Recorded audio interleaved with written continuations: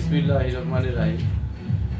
সোহাগ service সেন্টারের পক্ষ থেকে আপনাদেরকে আন্তরিক অভিনন্দন জানিয়ে শুরু করছি আজকে স্মার্ট ভূমি সেবার আলোচিত বিষয়, সেটা হচ্ছে যে বাটা দাগ কাকে বলে, বাটা দাগ কীভাবে ভূমি জরিপ কর্মচারীগণ তৈরি করে। তো সে বিষয়ে আমি আপনাদেরকে বিস্তারিত এই আজকের আমার আলোচনায় জানাবো। তো যারা মনোযোগী তারা জানতে পারবে, অমনোযোগীর জন্য কিন্তু কোনোটাই সম্ভব না।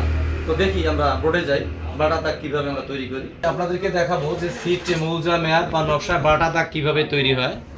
তো বাটা দাগ কীভাবে তৈরি সেটা আমি আপনাদের অঙ্কন করে দেখাবো। তো এই লিখলাম আমি বাটা বাটা দাগ, বাটা দাগ,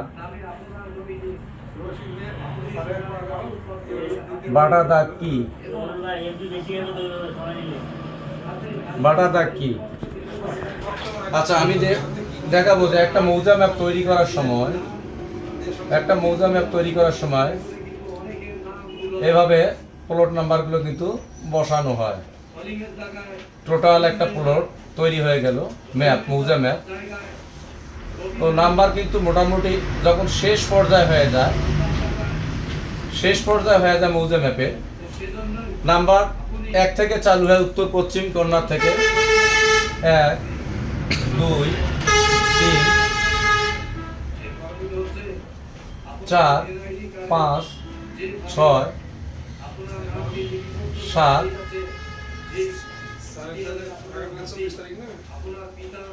7 8 9 10 11 12, লাস্ট দক্ষিণ পূর্ব কর্নারে আমি নাম্বার শেষ দিলাম, দক্ষিণ পূর্ব কর্নারে আমি নাম্বার শেষ দিলাম 11 12, এভাবে আমি নাম্বার শেষ দিলাম। আচ্ছা, এখন আমার এখানে একটা ব্ল্যাঙ্ক প্লট দেখা যাচ্ছে, এই প্লটটাতে কিন্তু নাম্বার নাই, এটাতে নাম্বার নাই। তা এটা তো অবস্থা খালি অবস্থা থাকতে পারে না। বাটা, আপনাদেরকে আরেকটা অর্থ বলি, বদর, বৈষ্ণব, বদর থেকে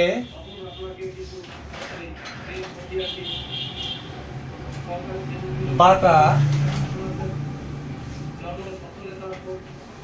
দাগ তৈরি হয়।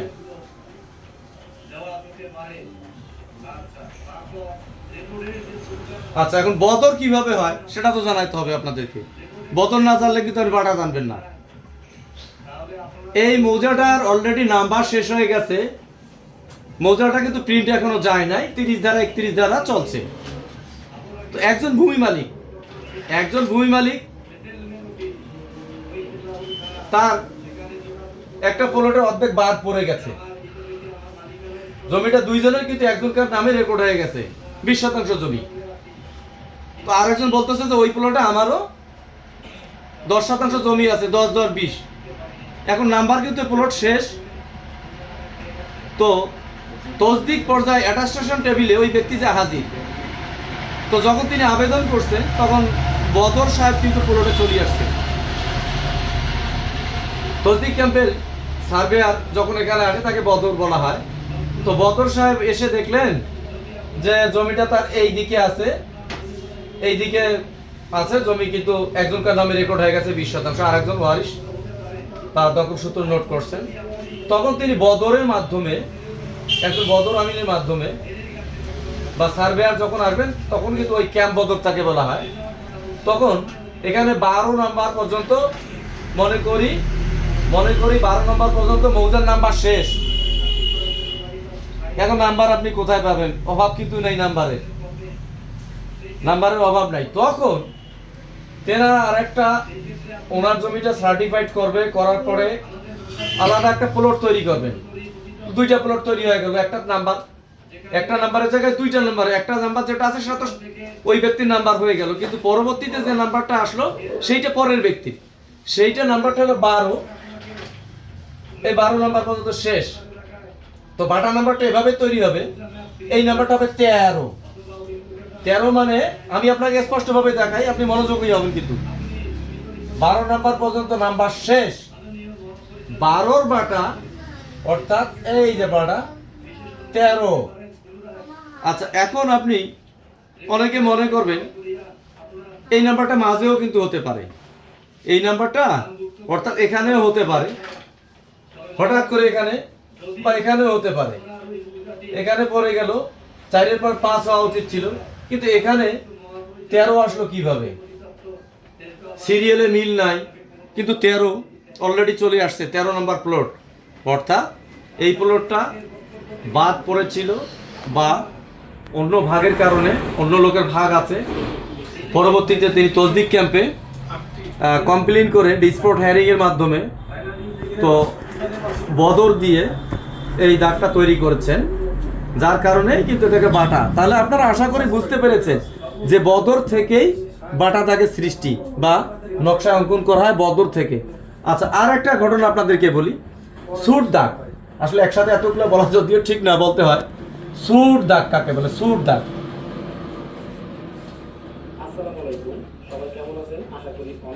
সুট দাগ, সুট দাগ সম্পর্কে বলবো। সুট দাগ কাকে বলে? সুট দাগ অর্থাৎ পুরোটা এভাবে টোটালি খালি, এখানে বদরও কেউ দেয় নাই, এখানে বদরও কেউ দেয় নাই, বা পরবর্তীতে এটা রেকর্ড কিন্তু হয়ে গেছে, অলরেডি রেকর্ড হয়ে গেছে, কোনো অ্যাপ্লিকেশনও করে নাই যে নাম্বার ব্ল্যাঙ্ক এখানে পড়ে গেছে। এটাকে আমরা সুট দাগ কোনো কারণে পড়ে গেছে, অর্থাৎ দেখা গেছে 5-এর পরে 6 হওয়া উচিত ছিল, এটাকে জাম্পিং পোস্ট বলা হয় সার্ভের ভাষাতে। জাম্পিং পোস্ট অর্থাৎ 5-এর পরে 6 না হয়ে গেছে, এখানে হয়ে গেছে 7, এখানে হওয়ার কথা ছিল 6,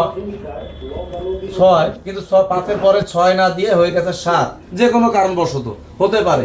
চোখ তো মানুষের ভুল, চোখ দিয়ে ভুল কিছু অনেক সময় হয়ে যায়, অন্যমনস্ক বা যে কোনো কারণবশত হয়ে গেছে। তো ছুট দাগ কিন্তু পোলোটা আপনি খুঁজে পাবেন না।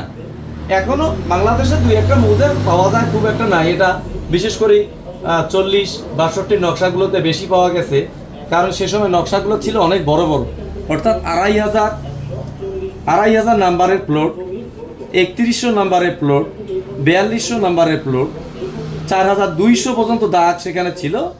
বিরাট বড় বড় দোলা, মৌজা, জলাশয় ইত্যাদি।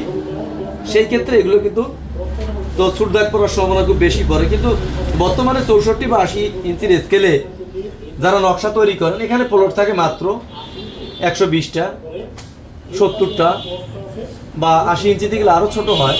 তো সেখানে কিন্তু এই প্লটগুলো ছুট বা বাটা দাগ হওয়ার সম্ভাবনা খুবই কম। বাটা হতে পারে বাধ্যতামূলক, কারণ জমি রেকর্ড করতে পারি নাই, ওইখানে আমার প্লট আছে, প্লট 1 নামে রেকর্ড হয়ে গেছে।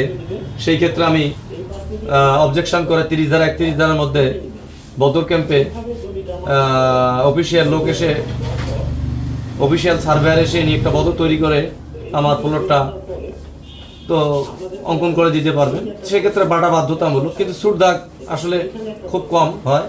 সুট দাগের মৌদাগ নিচে যে একটা লিস্ট থাকে, ভুক্ত দাগ, এভাবে এখানে পাওয়া যাবে ভুক্ত দাগ, ভুক্ত দাগ, সুট দাগ। এই লিস্টগুলোর মধ্যে দেখবেন যে সুট দাগ কত। এই সুট দাগটা আপনার যত নাম্বার লিস্টে থাকবে ওই ম্যাপের, ওই দাগটা দিয়ে খুঁজলে খুঁজলেই আপনি ওই মালিকের রেকর্ড হয়েছে কতটুকু। কিন্তু ম্যাপে আপনি দাগ পাবেন না, একটা নিশ্চিত আছে এই ধরনের ম্যাপ এখনো বাংলাদেশে অনেক জায়গায় অঙ্কিত হয়েছে। তো এটা যারা সার্ভে পর্যায়ে ডিপলি কিস্তুয়ার শিট তৈরি করেছেন, তারা কিন্তু বলতে পারেন। ওই ক্লাস করে সার্ভে শিখে আপনি সুট দাগ, বাটা দাগ, বদরের ব্যাখ্যা তৈরি করবেন, আপনি সেক্ষেত্রে কোনোদিনই পারবেন না, অসম্ভব। এবং এর ব্যাখ্যা দিতে গেলে আপনাকে কখনোই আপনি দিতে পারবেন না। তো ধন্যবাদ, আজকের সকলকে শুভেচ্ছা জানিয়ে শেষ করছি আজকের মধ্যেই আমাদের সোহাইব অনলাইন সেন্টারের সার্ভে সম্পর্কিত ক্লাস।